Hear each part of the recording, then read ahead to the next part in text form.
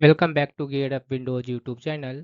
In this video, we will guide you on how to change a local user account to administrator in Windows 10 settings.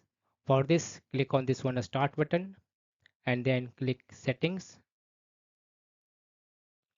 Then click Accounts. In the left sidebar, click this one Family and Other Users. On the right, you will see Other User section. Under this, click on the local user account you want to make administrator. Then under this one local user account, click this one change account type button.